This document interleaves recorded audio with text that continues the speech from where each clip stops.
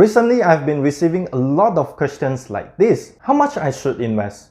In what percentage I should allocate out of my salary or my business income into investment? I'm not sure I can start investing. I'm only earning very minimal income. In this video, I'm going to share about the answers to the questions above.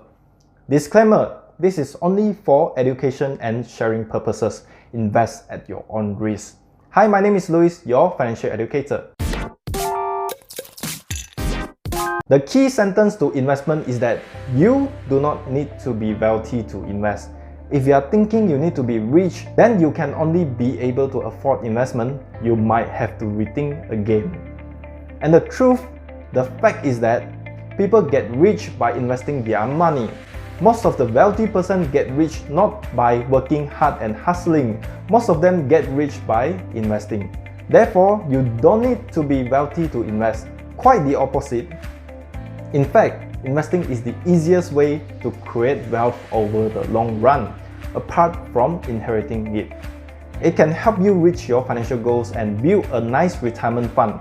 It also helps you overcome inflation. That is, the increase of the prices of goods and services, which makes the value of your money decreases over time.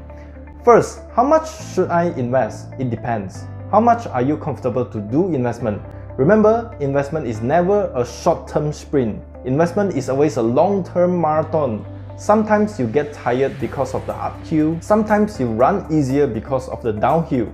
Likewise, it goes the same to investment. Every single investment has risks. It has its own ups and downs. There are no sure-win investment in the world. As smart investors, we must always study what is the investment tool we are going to invest in. It doesn't matter even if it's fixed deposit. Given the super low risk nature to almost no risk for some investors. For fixed deposits, you have to understand your tenure. Some investors just invest into fixed deposits for 36 months just because of the good interest rate due to the long-term maturity. However, they do not recognize they actually need some of the money available on hand to prepare for a rainy day. Sometimes the majority of them have to uplift the fixed deposit and forgo the interest rate just because they need the funds. Same goes to higher risk investments. You need to know the risk of the investment. For example, investing into stocks. Can you handle 10% up? Okay, that is a happy case. Of course, you can handle. Who wouldn't want a 10% up in a day? Now, this is the case. You can handle 10% up in a day, but can you handle 10% down in just a day? Ask yourself this question. Then you can decide whether you are ready to invest into stocks or not. Once you know the risk of each investment tool and look at how much you are comfortable to invest in each of them, then you'll find out how much you should invest. In what percentage I should allocate out of my salary and my business income into investment. This is the key that I always share to my investors. Before looking into investment, make sure you have an emergency fund. Before you start investing, make sure you have an emergency fund. Typically, this covers around 6 months of savings. More if you are self-employed. Keep it somewhere you can access it quickly, such as a savings account. Here are the reasons why you need an emergency fund. Firstly, covers unexpected expenses. If your car breaks down or if you have a sudden medical expenses that isn't covered by insurance, you could rely on your emergency fund. Second, it gives you flexibility. If you need to quit your job but don't have another one lined up immediately, an emergency fund could give you a financial buffer before you earn a steady stream of income again. Third, you do not have to dip into investments.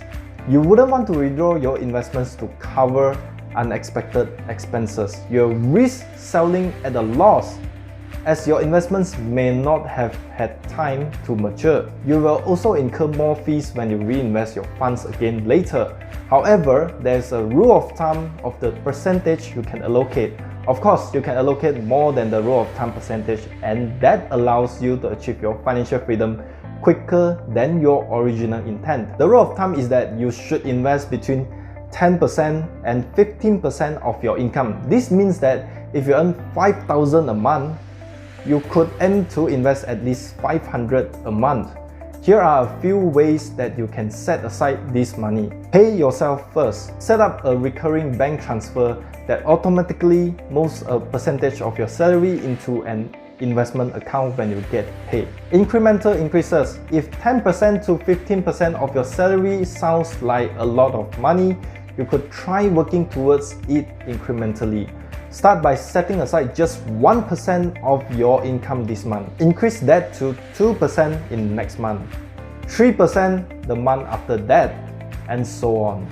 Optimize your budget. If you are still having trouble setting aside money to invest, review your spending habits. Consider cutting down on unnecessary spending or increasing your income. It can be hard to set aside a chunk of your money every month, especially if you are only going to be using it decades later. But doing this will save you lots of financial stress down the line. Also consider your financial goals. You could also work backwards from your financial goals. When it comes to retirement, consider when you want to retire and how much you will need to retire.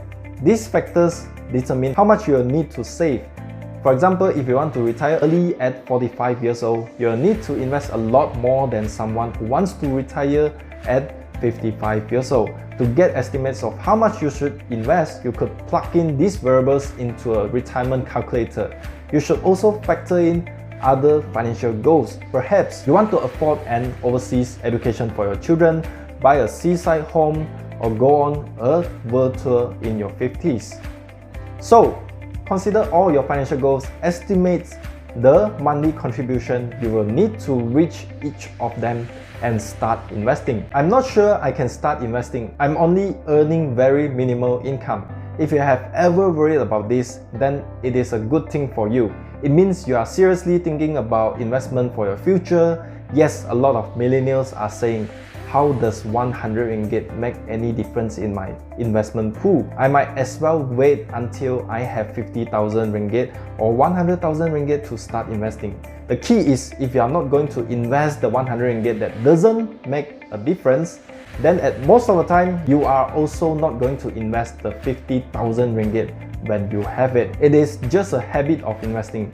And you can be surprised that even 100 ringgit a month, which converts to 3 ringgit and 33 cents per day, if you take that 3 ringgit and 33 cents per day to invest into an investment tool that can grow 10% per annum, and you invest it continuously for 45 years, the 3 ringgit and 33 cents per day can possibly be a million. And at most of the time, people are saying becoming a millionaire is very tough. The truth is, you are just 3 ringgit and 33 cents away from becoming a millionaire. Today, there are a lot of investments that you can start with just 100 ringgit. You can invest into unit trust funds, you can invest into StashAway, and many more. For unit trust funds, the most well-known platform is fundsupermart.com that you can actually visit and get a glance at. Also, if you would like to get more ideas on how to invest into unit trust and get the tips and tricks on unit trust investment, I will suggest you to click on the link in the description box and register yourself to attend the free masterclass to discover the 3 secrets how to invest into unit trust. Whatever you choose to invest in, make sure you do your own research and avoid making emotionally based decisions. If you find this video useful, make sure you comment below and hit the like button. If this is the first time you are watching my video, make sure you hit the subscribe button. Every single week we upload 2 videos for you, so hit the subscribe button and go ahead and watch the other videos right now.